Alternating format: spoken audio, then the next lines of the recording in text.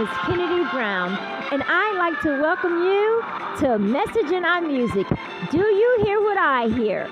Now, in this segment, I take the golden oldies and I take one specific song and I break it down to what I think is really going on in the song. And I like to add that it's for entertainment purposes only. I am not a psychiatrist, psychologist, or a therapist. I just want to have fun with the music. There's a message in it, and I think it can bring us all together. So join me, Message in the Music.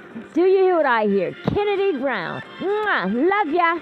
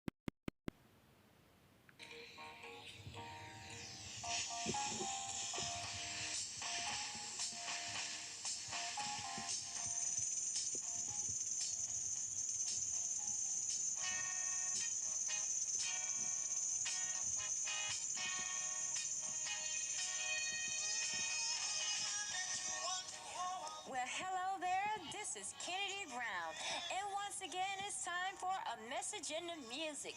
Do you hear what I hear? Well, I hear in the background right now Mr. Marvin Gaye singing I Heard It Through the Grapevine.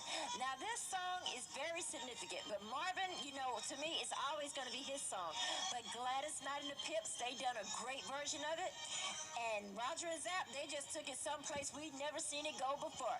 But let me tell you my theory on this song, okay? Now, I'm using Marvin's point of view because I know for a fact, as a woman, that a man despises nothing more than he despises a messy female.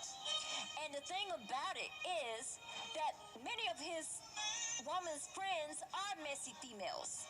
So I'm going to tell you right now, the worst type of friend you could ever have will be someone who will come up and tell you something about someone that both of you are close to and say, I heard it through the grapevine. Okay, stop right there. When did grapevines start talking? Who told you this mess, and why is it so relevant that if you could come back and tell me that you heard it, if it's true, then I don't care how many times the story's going to be told, it's going to come out the same way. But if you heard it through the grapevine, then you're telling me that you don't trust me to tell me who told you this. So I'm thinking to myself, just like you heard something through the grapevine about our friend, you've heard things through the grapevine about me. And I don't care what you heard through the grapevine. All I want to know is what did you say in defense of me when this grapevine was talking? I mean, I'm telling you right now, to me, this is foreign. I don't play that I heard it through the grapevine mess. This is worse than Little Shop of Horrors. Feed me Simo. You know what that means? Feed me Simo lies, because I don't want to hear it. So next time you have something to tell me, Kennedy Brown, just call me and say such and such said this and that about you. And if I don't know that person's birthday, then I don't give a damn what they said about me. And I'm going to tell you right now, I don't think Marvin, Gladys, or Roger gave a damn back then either. This song was a hit, and you heard it through the grapevine, was my jam back then, but don't come with it now. Don't come telling me what you heard through the grapevine. Keep it to yourself. Squeeze those grapes and make some wine, get drunk and go pass out. Diss me with it. Sis, please. Mwah. This has been Kennedy Brown. Love ya. Oh, you wanna leave me, but I refuse to let you go. If I have to beg, plead for your sympathy, I don't mind, 'cause you mean that much to me. Well, hello there. This is Kennedy Brown. And once again, it's time for a message in the music. And behind me, I hear the Temptations. So do you hear what I hear? I hear the classic Ain't Too Proud to Beg. But we're listening to it in a different monotone today, baby. We're listening to it in the extended version because I'm going to need it to finish what I have to say. Okay, now here we go. Now these 5 handsome guys. Oh my God.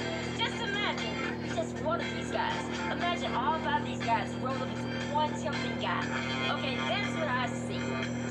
Okay, but I also see the vulnerable side. Now, you take him, he's confident, you know, to a certain extent. Because, see, he came from, let's say, he came from out of the country. And he set foot in the city.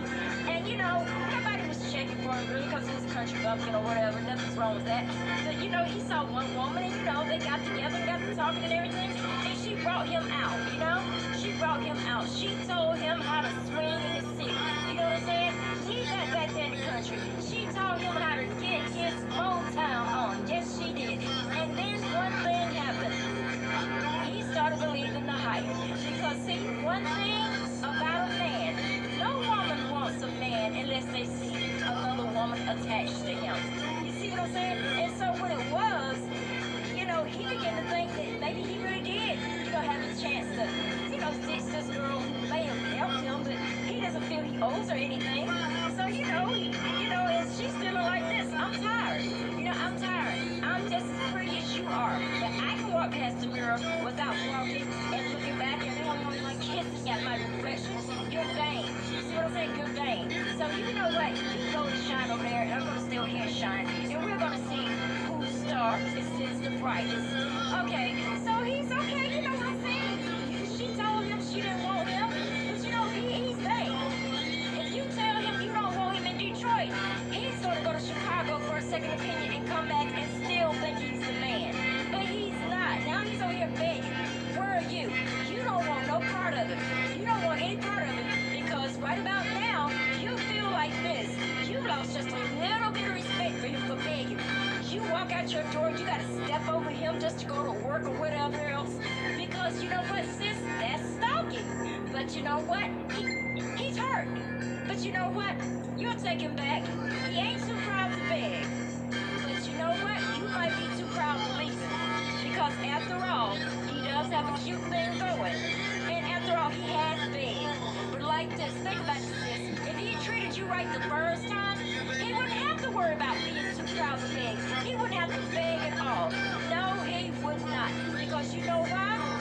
You wouldn't have to have any insecurities in this man. He wouldn't have to have any pride.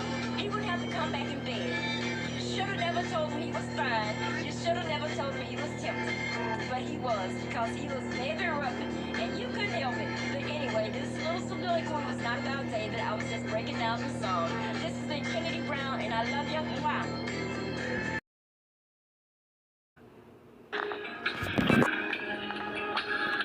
Well, hello, this is Kennedy Brown, and once again, it's time for a message in the music. Do you hear what I hear? Now, in this segment, I break down I really feel is going on in a song, and this song right here, Karen White, this song, Superwoman, girlfriend, you hit it on the nose, because this should be every wife's national anthem. Okay, I'm gonna tell you, nobody, and I do mean, if anybody, any woman can sit here and tell you that her marriage is perfect, then you know what? She's either one of two things. She is the blessed mother, or she is an adroit liar, and I am willing to put my money on the latter. But I'm telling you right now, nobody even wants a perfect marriage. I've been married for 33 years, and if my T-Bug was perfect, I wouldn't even want him. But let me tell you something. He does sometimes tend to climb on my last nerve and take a damn seat. Yes, he does. I can think of a lot of things that he does that's just super goofy for a husband. Now, take for instance, after I had one of my kids, I was just sitting there, and he looked at me and laughed. Now, his nickname for me is Lou. He said, Lou, you look rough. I'm like, let me tell you something. Let me tell you something. You try pushing something the size of a watermelon out of the hole that fits the size of a lemon and tell me how damn hot you will look. You understand what I'm saying? It's just this. But you know what? Let that man even sneeze one time. I'm ready to call the paramedics, because that man is my world. But like I said, everybody, you get tired of it. You get tired of it sometimes. So you know what I'm saying? So you have to find an outlet. You have to let him, have his world, whatever he does. As long as it's within agreed parameters in YouTube. But see, he and I, we don't go any place. We're always in each other's face. You see what I'm saying? When he's off, we're always together. We're never not together. But the thing about it is, yes, we're always together, meaning he's in one room in the house at times watching TV, and I'm in my little lady cave talking to you all, doing what I do. Or either I'm writing, I'm doing something with myself, because I can't be a superwoman to him or my children until I'm at peace with myself. I have to be the superwoman within myself before I can even try to deal with the dummy stuff that he brings into my world. But you know what? I'm going to tell you, I met that man in, August of 1988. We spoke on the phone for the very first time in October of 88. November of 88, we were engaged. March of 89, we were married. And it's been 33 years. Now, yeah, many might say, I'm going to tell you, I was pregnant, but that's not why we got married, because, that stuff doesn't work. Because we've gone on to make babies after that. But, it's just amazing that the same man that you can curse out, yell at, holler, and just wish that his name was Kobe, and he was in Africa that day by that river when the slave catchers came. Sometimes that's how petty I feel. But you know what? I love that man. From the top of his head to the bottom of his feet. He compliments me. He accents me. He gets on my nerves. And I can only pray that someday I am this superwoman to him. But right about now, I'm not feeling it. I gotta go and listen to me some Sam Cooke with a little Kenny Burke flow. Wow, this is Kennedy Brown, and I am out. Audio Jungle.